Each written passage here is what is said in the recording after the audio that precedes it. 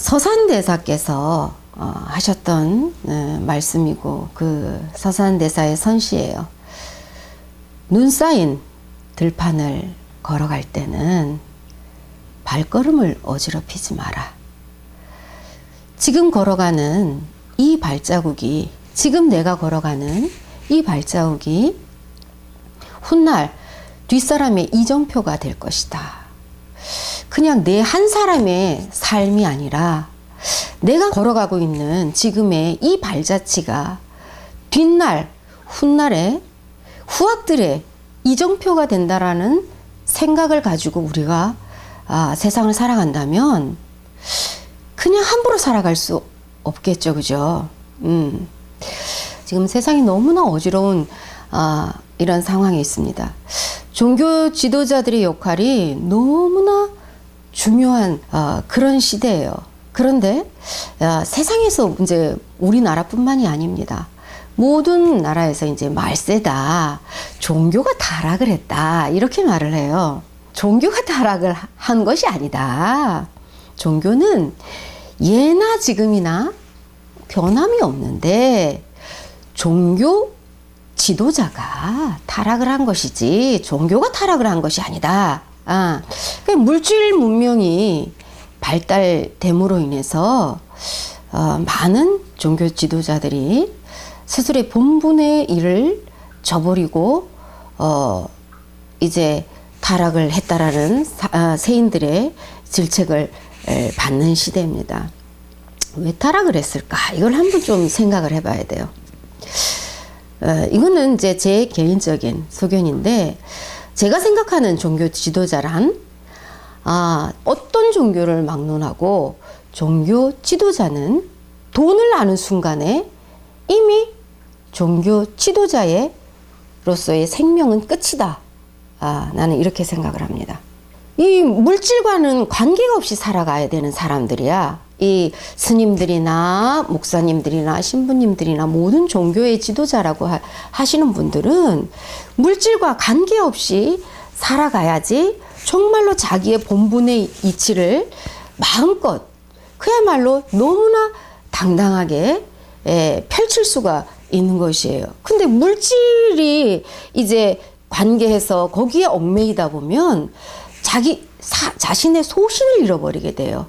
그리고 정말로 자기 본분의 역할을 할 수가 없게 돼버립니다. 이 후진국일수록 종교 지도자들이 좀 더 덜 부패했다고 볼 수가 있어요. 이게 어디서 오냐? 곧 수행이겠죠. 이 종교 지도자들이라고 하시는 분들이 어떤 아르마리의 지식을 가지고 많은 종교인들의 영적 스승이 되었다라고 하는 것은 너무나 잘못됐다고 생각을 합니다. 그것은 뭐냐? 정말 내가 없어야 돼. 무아의 경지에 들었다 이런 말 하잖아요, 그죠? 그럼 무아의 경지라는 것은 뭐냐? 내가 없는 이치라는 얘기예요. 내가 없는 그 수행에 이르렀을 때에 정말로 종교 지도자의 역할을 할 수 있는 것이지, 어떤 내가 그들보다 종교적인 학문을 더 연구를 했다 해서 종교 지도자가 될 수는 없는 것이에요. 근데 지금 세상에는 많은 종교 지도자들이 이런 자기 내면에 자기 자신을 내려놓는, 세상의 욕망을 내려놓는 이런 수행의 과정을 거치지 아니하고 세속인들처럼 어떤 학문을 연구해서 뭐 승가대학이나 강원이나 뭐 이런 것을 나왔다, 또 신학대학을 나왔다, 뭐 이런 과정을 거쳐서 종교 지도자로 나가가지고 정말 전쟁터 같은 세속에 나와서 많은 사람들과 부딪히고 있어요. 그러다 보니까 겉모습은 세속인들과 달라져 있어. 머리도 깎고, 스님들 같은 경우는 이제 염의를 해서 먹물옷을 입고 가사를 수하고 이렇게 달라져 있습니다. 그런데 내면이 달라져야지. 중요한 것은 겉모습만 다른다고 달라진 것입니까? 우리가 사람을 인도하는 데에 세계에서 가장 이 심각한 전쟁이 뭐냐? 종교 전쟁이야. 종교 전쟁. 이 종교 전쟁은 자기가 잘못된 길을 가면서도 마치 자기가 순교를 하는 것처럼 목숨을 불살할 수 있는 이렇게 두려운 거예요. 그래서 한번 이 사상을 잘못 길들이면은 그 사상이 이 한 생의 문제가 아니라 다음 생까지 또 다음 생까지 연결이 된다. 이렇게 봐도 과언이 아니에요. 그래서 우리가 이제 성경에도 그랬어요. 소경이 소경을 인도하면 함께 구덩이에 빠진다. 참 두려운 얘기죠.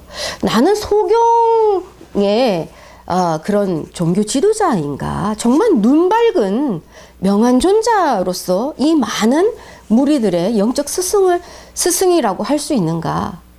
참 가슴에 손을 얹고 한번 반조해봐야 될 거라고 생각해요.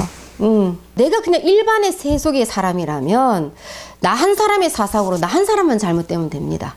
근데 누군가의 영적 스승이 됐다라는 것은 나의 사상을 수많은 사람들이 듣고 따라온다라는 얘기예요. 그러면은 내 한 사람이 잘못됨으로 인해서 수많은 사람들을 다 전멸시킬 수 있다라는 얘기야. 너무나 두려운 이치입니다. 이게 우리가 법문을 하거나 설교를 하거나 그냥 쉽게 입을 띨 수 있는 것이 아니에요. 제가 이제 출가를 해서 이 산속에 들어가게 돼서 22년 동안 안 나오고 살았던 동기가 이거였었습니다. 하루 한두 끼 먹고 이 경전만 파고 들었어요. 그러다 보니까 이제 제가 출가하기 전에 세속에서 이제 하던 직업이 이제 아이들을 가리키던 직업이었으니까 또 경전에 이 어떤 학문을 이렇게 또 달달 외울 정도로 열심히 공부를 했으니까 말을 얼마나 잘했겠습니까? 그죠? 참 부끄러운 일이에요. 옛날에 생각하면. 그때는 이제 초학 때였습니다. 해중 때였어요. 그때 이제 그래서 제가 법문을 한다고 그때도 제가 20대 이제 후반이었는데 법문을 한다고 막 이렇게 하는데 그 뒷자리에서 어떤 이제 연세 드신 스님이 딱 듣고 있더니 나중에 가서 뭐라고 하시냐면 참 말을 잘한다. 그러면서 그대도 교화하려 하는가? 깨달음을 두려워해라. 이 한마디를 저한테 던지시는 거예요. 거기에서 제가 너무나 충격을 받았습니다. 너무나 부끄러웠어요. 그때는 제가 그 초학 때는 얼마나 이 구도심이 하늘을 찌르는 상태였냐면 또 아상이 이 법상이 얼마나 오만의 하늘을 찔렀냐면 이 연세가 많은 뭐 80 되신 그 스님들 무조건 뭐 이 비구니들한테 또 젊은 중들한테 절 받으려고 하면 안 된다. 그야말로 이 깨달음이 수승해야지 내가 예를 받을 자격이 있는 것이지 단지 승납이 오래됐다고 해서 내가 상대에게 예를 받는 것은 옳지 않다. 나보다 나이가 어린 3살 동자라 할지라도 정말로 그 수행이 수승하면 당연히 나 또한 그에게 예를 올려야 되는 것이 마땅하다. 7, 80년 이 승납이 되었어도 깨닫지 못하면 7, 80년 동안 이 시줄만 축낸 밥벌레에 밖에 안 된다. 부끄럽게 생각해야 된다. 오히려 승납 많은 것을 내가 승납이 얼마가 됐는데 이걸 자랑할 것이 아니라 오히려 부끄럽게 생각을 해야 된다. 이렇게 제가 너무나 당돌하게 막 말을 하고 이랬을 시절이었어요. 그럴 시절에 그 스님의 그대도 교화하려 하는가? 깨달음을 두려워해라. 이 한마디가 제 뒤통수를 치면서 얼굴이 너무나 부끄러워서 고개를 들 수가 없었어요. 그리고서 일주일 동안 제가 잠을 못 잤습니다. 야, 내가 진짜 그동안에 부처님이 깨치신 것을 가지고 마치 내 것인 양 그냥 앵무새처럼 참 말도 잘하고 있었구나. 이 말만 잘하는 그 앵무새밖에 안 됐구나. 그 생각이 들으니까 너무너무 부끄러워서 제가 어떻게 할 수가 없었어요. 그래서 보따리를 쌌습니다. 내가 깨닫기 전에는 입디지 않으리라. 내 이 한마디에 수많은 사람들이 잘못된 길로 빠질 수가 있구나. 너무나 두려운 생각이 들어서 제가 산속으로 들어가서 깨닫기 전에는 내가 입뛰지 않고 나오지 아니라 내가 산속에서 묻혀서 그냥 생을 마감하리라. 이 마음으로 산속으로 들어가게 되었어요. 그 시절이 정말 미혹해서 그 많은 청춘을 바쳤다 할 정도로 제가 50이 넘어서 산에서 나왔는데 제 청춘을 산속에서 바치다 나왔습니다. 그 새속에 나와서 보니까 산속에서 제가 이런 생각을 했어요. 스님들이 기도비를 받는데 기도 얼마 하면 뭐 얼마 내라 다 사람들한테 이제 책정을 해서 기도비를 먹여놨어.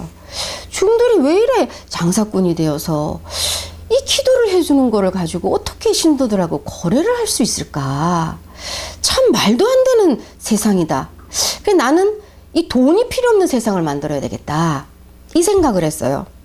산속에서는 초 있고 쌀 있고 장작 있으면 부자야. 최고 부자야. 막 장작 쫙 해놓으면은 겨울에 부러울 게 한 개도 없습니다. 근데 여기 나와보니까 쓰레기 하나를 버려도 돈을 줘야 되지. 산에서는 계곡에서 내려오는 물 먹으면 되고 촛불 켜고 있으면 되는, 초만 있으면 돼. 여기는 물을 틀어도 돈을 내라 그러지. 또 여기는 아궁이 뭐 장작을 떼는 데도 아닙니다. 난방을 해도 돈을 내야 된다 이 말이야. 겨울에 우리 상자 스님들하고 살아가는데 이 하루에 새벽 예불, 저녁 예불, 사시 예불을 이렇게 해가지고 드리다 보니까 겨울에 난방비가 200만 원이 나와요. 참 이런 세상에 이 살다 보니까 중들이 장사꾼이 되는구나. 어쩔 수 없이. 참 수행이 없이 이 세속에 나와서 산다는 것은 많은 사람들을 미혹되게 만들 수밖에 없다. 수행이 완성되지 않고서 이 세속에 나와 있는 것은 자기도 죽이고 남도 죽이는 두 가지 다를 잃어버리는 것일 수밖에 없다는 생각이 들었어요. 그 우리 상자 스님들이 하루는 우리 통장에 100만 원밖에 없는데 스님 우리도 기도비 얼마씩이라고 받아야 되는 거 아니에요? 우리 상자 스님들이 이렇게 하고 이제 왔어. 이제 걱정이 돼서. 그래서 제가 그랬어. 야야, 니들이 사람을 교화한다라는 그 명분하에 니들 장사꾼 될래? 니들 그러려고 출가한 거 아니지? 우리는 이 100만 원이 떨어지면 다시 토굴로 들어가면 된다. 그것은 부처님이 우리가 여기서 있어야 될 역할이 아니기 때문에 떨어지게 만드는 것이다. 만약에 우리가 계속 여기에 있어야 되면 그거는 우리의 역할이 아니라 화엄성중들의 역할이지. 화엄성중들이 능력이 없어서 그렇게 하겠냐. 우리가 참으로 여기에 있어야 된다면 화엄성중들이 알아서 할 것이고 그들의 역할이니까 그거는 우리가 만약에 여기 있어야 될 역할이 끝났으면 다 떨어지게 할 거다. 걱정하지 말고 있어라. 우리가 그렇게 하려고 일대사 생사의를 밝히려고 출가를 한 것이지 사람을 교화한다고 하는 명분으로 거래를 해서는 안 된다. 신도들하고 스님이 창자가 끊어지도록 기도를 해주는 이거를 너희들이 얼마를 과연 먹일 수 있겠냐. 신도들과 거래를 한다면 이거는 환산할 수 없는 것이기 때문에 거래를 할 수가 없다. 돈을 얼마라고 매길 수가 없는데 어떻게 얼마를 내라고 말을 하겠냐. 이렇게 얘기를 했어요. 그런데 그 100만 원이 중요한 건 아직까지 안 떨어졌다는 얘기. 그죠? 그거는 뭐야? 아직 스님이 여기 있어야 된다는 얘기겠죠. 그죠? 화엄성중들이 부처님한테 뭐라고 약속을 했냐? 세존이시여, 미래말법에 누군가 부처님 이 바른 가르침을 알아서 실천하고 수행하는 자가 있다면 그가 어디 가서 있든지 정말로 재난이 닥치지 않고 장애가 없도록 우리가 그들을 목숨을 걸고 보호하고 옹호하겠습니다. 저희들에게 그것을 할 수 있도록 허락하여 주십시오. 이렇게 화엄성중들이 부처님께 원을 세웠어. 그래서 부처님이 너무나 참 착하고 착하도다. 너희들은 미래세가 다하기까지 정말로 그런 자들을 정말로 너희들이 옹호하도록 하여라. 이렇게 하셨는데 화엄성중을 믿지 못하는 것이에요. 그거 마찬가지로 교회 같은 경우는 11조가 있어요. 그럼 한 달에 얼마의 예산이 들어오면 어떻게 이거를 한 달을 살아갈지 뭐 이제 이 계획이 나와. 근데 사찰은 그런 게 없습니다. 아무 기약이 없어. 그런데도 거래를 하지 않고 살아갈 수 있는 것은 수행이 완성되지 않으면 할 수 없다라는 거. 그건 뭐예요? 첫 번째 자기를 믿어야 됩니다. 자기 자신을 믿어야 되고 또 화엄성중들을 믿어야 돼요. 그런 배짱이 없으면 다 장사꾼으로 떨어질 수밖에 없구나. 이런 위험한 전쟁터에 수행한 자락 없이 또 나와서 사람을 교화한다 하고 있구나.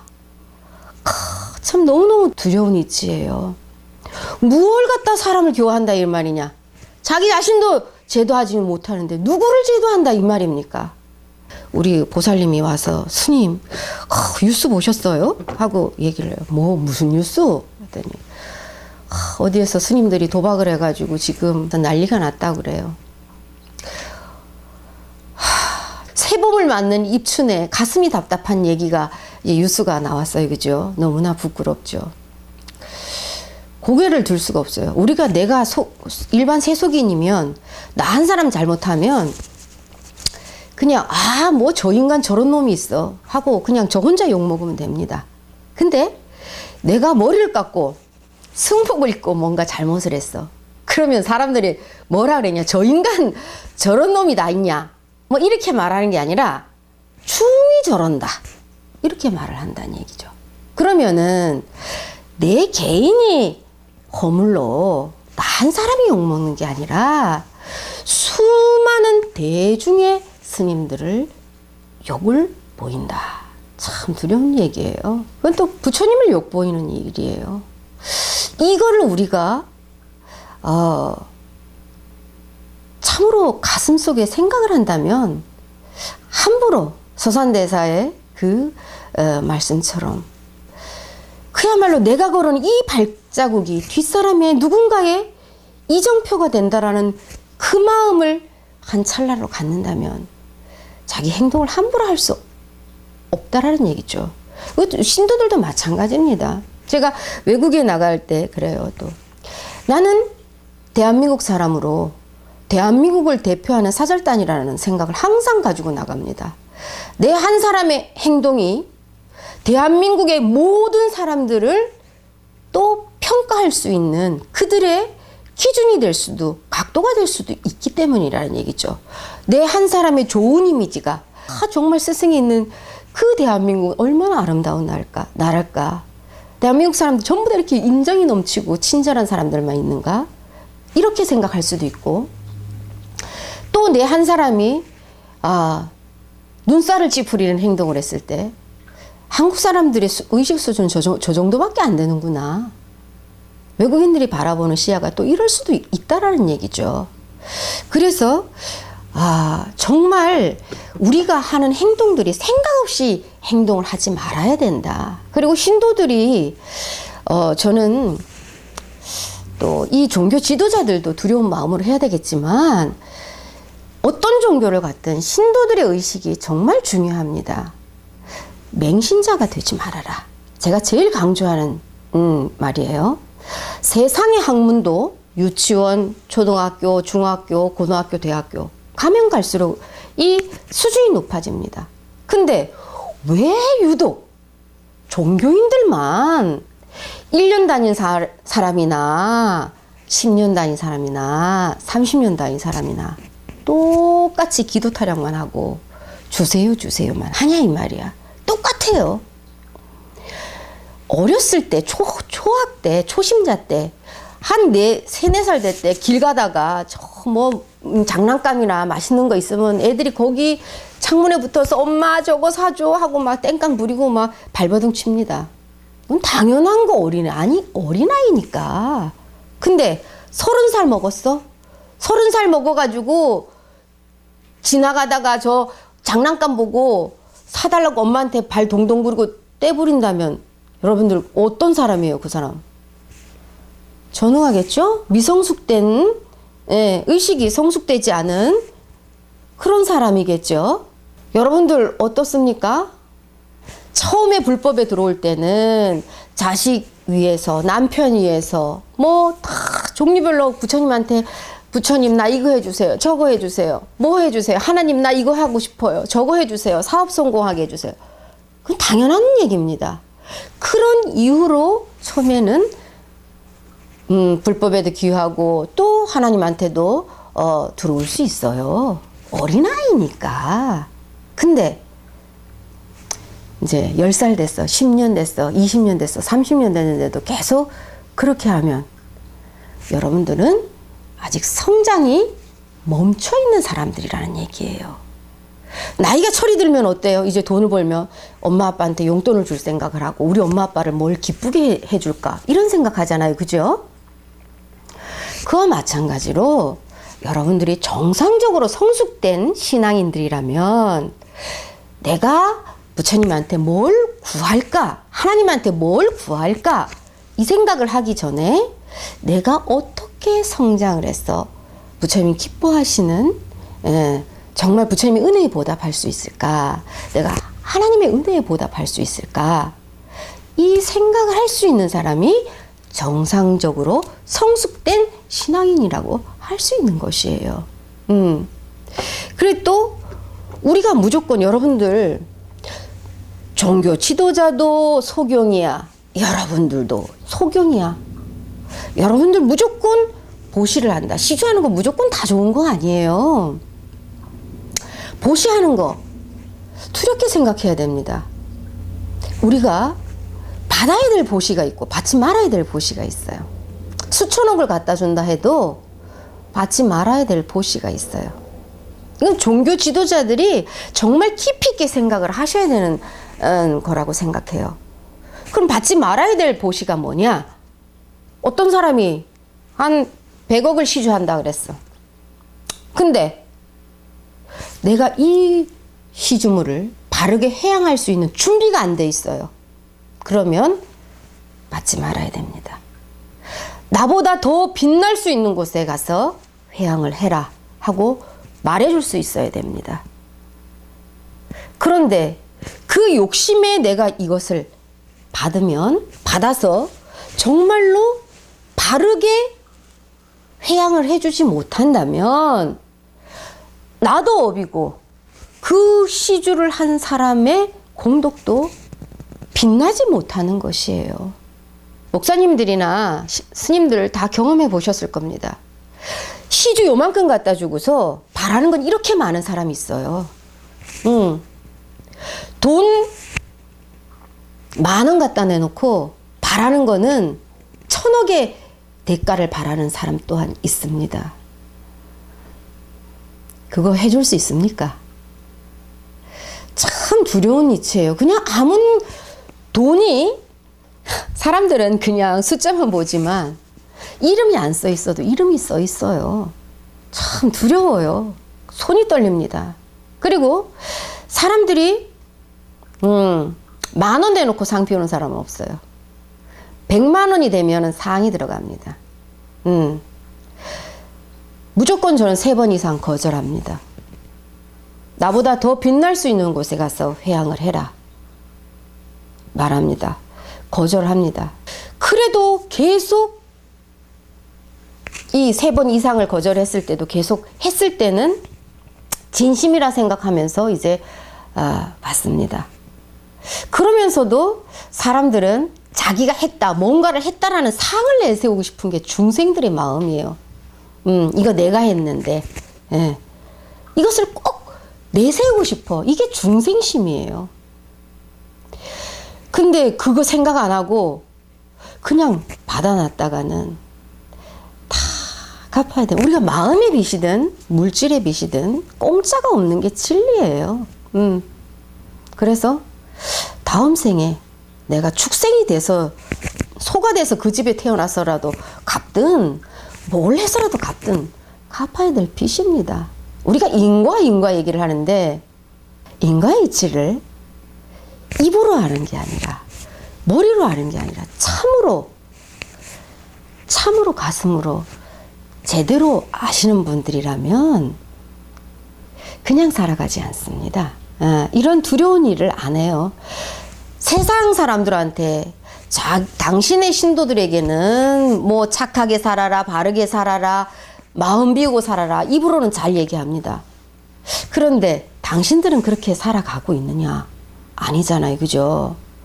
그러면 스님들이 도박을 해가지고 또 이 세상의 이슈거리가 됐어요. 그 돈 어디서 나왔습니까? 스님들이 어디 노가다 해가지고 품 팔아서 버는 거예요? 아니잖아요. 그죠? 그럼 신도들도 마찬가지예요. 동업중생들이라는 얘기야, 결국은. 응?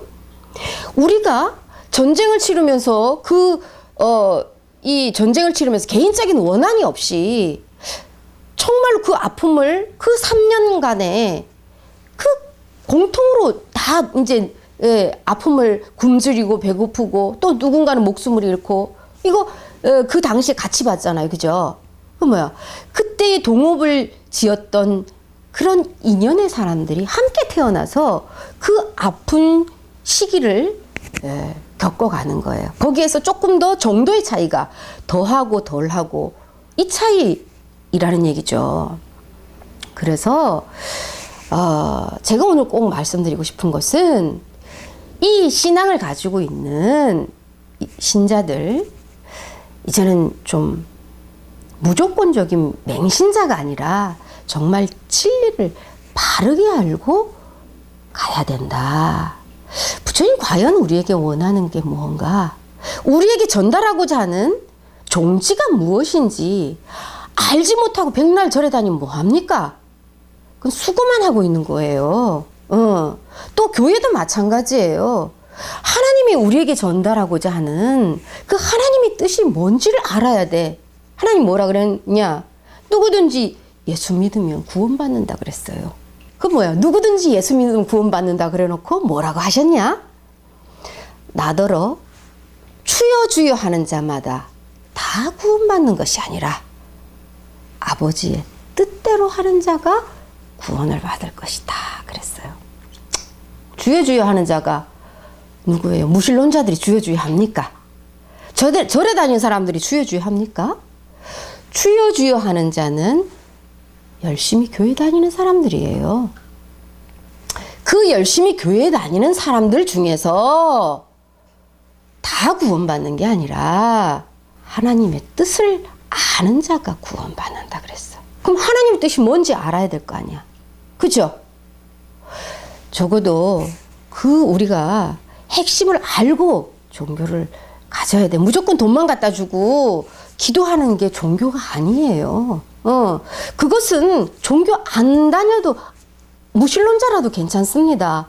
종교 없어도 남을 위해 나눌 수 있는 그 사람들은 복 받게 돼 있어요. 꼭 절에 갖다 내야지, 교회 갖다 내야지 복 받는 거 아닙니다. 그럼 무신론자들은 잘 사는 사람 한 사람도 없어야지. 안 그렇습니까? 그거는 어떤 종교를 가지고 있어야지 종교에 갖다 내야지 복을 받는다며. 이건 우주의 섭리를 이미 거스린 거야. 관계가 없어, 복은. 내가 신앙이 없어도 누군가와 나보다 부족한 누군가를 내가 베풀 수 있는 그 마음이 된다면 그 사람이 복 받는 게 정상이야. 그게 진리예요, 진리. 스님들이 육식을 이제 하지 않아야 되는 게 정상입니다.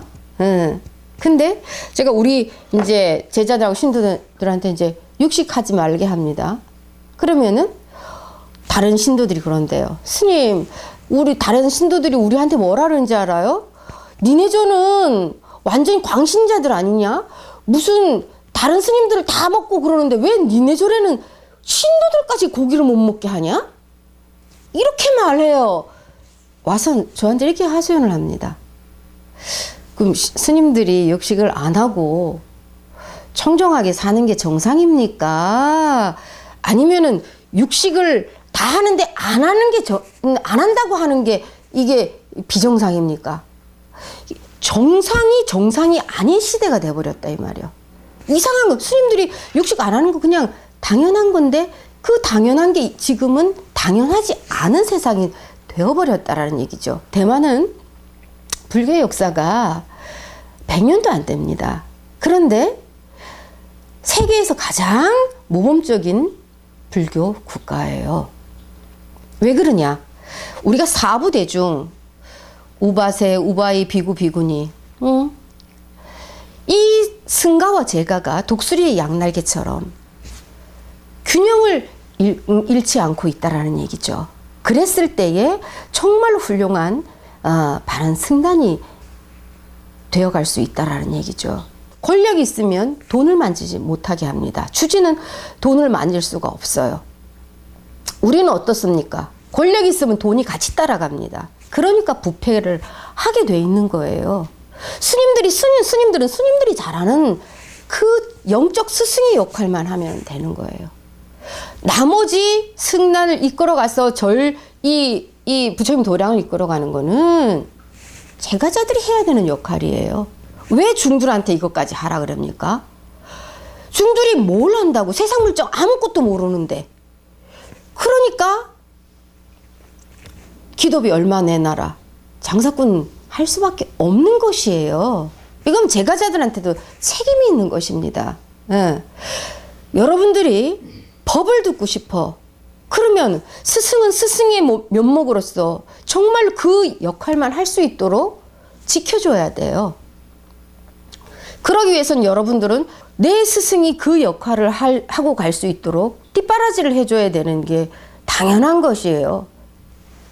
기독교에서도 마찬가지입니다. 제사장의 역할을 할 수 있도록 그것은 나머지 신도들이 해야 되는 역할입니다.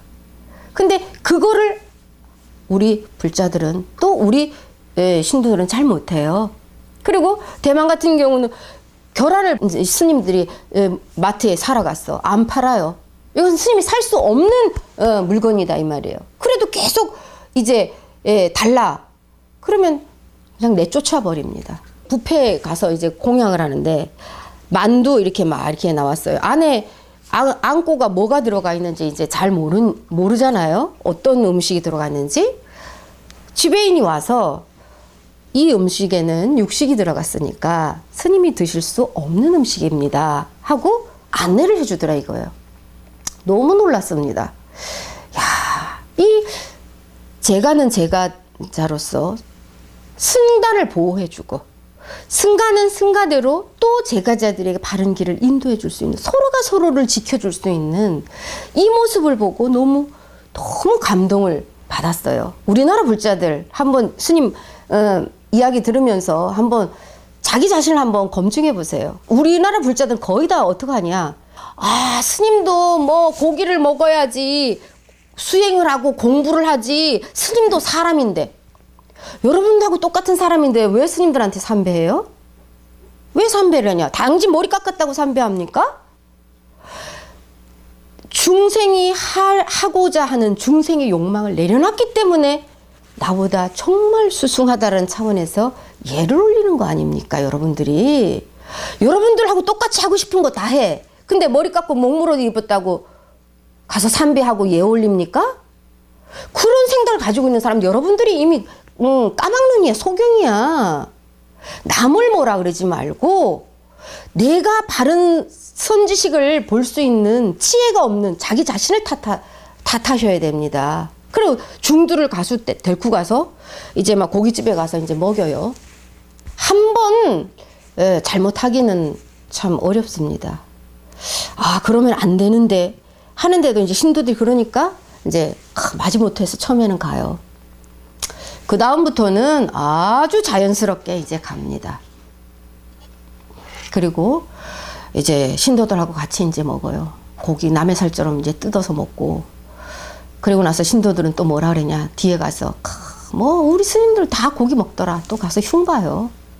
또 중들은 그런 거 생각도 안 하고 또 같이 가서 먹습니다. 참 희한한 세상이죠. 그죠? 중들을 파괴시키는 장본인들이 누구냐? 불자들이에요. 불자들. 오늘 스님 본문 듣고 불자들을 참여하셔야 됩니다. 승가를 파괴시킨 이 개를 파하게 만든 이거를 참여하셔야 돼요. 우리가 뭐 스님들이 어떠냐 저떠냐 또 정치를 하는 사람들이 잘못되는 걸 왜 저러냐 뭐라 할 거 하나도 없습니다. 누가 뽑았냐? 내가 뽑았죠. 우리가 삼독심 중에서 탐진치를 삼독심이다 그래요. 이 욕심을 내는 마음, 탐하는 이 마음 탐심, 화를 내는 이 마음을 진심, 또 이 어리석은 마음을 치심이다 이렇게 말해요. 근데 이 세 가지 중에서 가장 무서운 게 뭐냐? 치심이에요. 치심. 어리석음. 어리석으면 끝없이 흘러가. 이게 잘못된 건지를 모르기 때문에, 내가 잘못된지를 아는 사람은 내가 하면서도 뭔가 가책이 있어요. 내가 이거 하면 안 되는 건데도 이거 계속 하는구나. 마칠 날이 있어. 근데 어리석음은 잘못된 길을 가면서도 잘못된 줄 모르니까 끝없이 흘러가게 돼 있어요. 여러분들이 이 어리석음에 수많은 절에 다니면서 복을 짓는 게 아니라 오히려 엄만 짓고 있었다라는 거를 오늘 한번 다시 생각하셔야 돼요. 그래서 정말로 나는 어떤 신앙인인가, 불자로서 또 우리 이 기독교를 다니는 신도들이더라도 이 법문을 듣고 한번 가만히 깊이 있게 자기 자신을 거울에 비춰서 반조해 보는 시간이 돼야 돼요. 이 기회에 우리 불자들도 종교 지도자들도 그리고 신앙을 가지고 있는 이 사람들도 다시 한번 깨어 누구를 탓하기 전에 난 내가 정말 바른 스승을 알아볼 수 있는, 난 지혜가 가지고 있는 사람이냐. 그냥 무조건 절이라면 다 그냥 절이라 생각하고 그냥 가냐. 뭐 지금은 우리나라 불자들은 또 뭐냐, 중도를 무당을 만들어야 되는 불자들이야. 진리를 알아서 부처님 바른 법을 알아서 하는 게 아니라 전부 다 뭐 봐달라 그러고 그럼 우르르 갔다 우르르 몰려왔다. 중도를 점쟁이로 만들어야 돼. 한번 깊이 있게 생각해 보시길 바랍니다.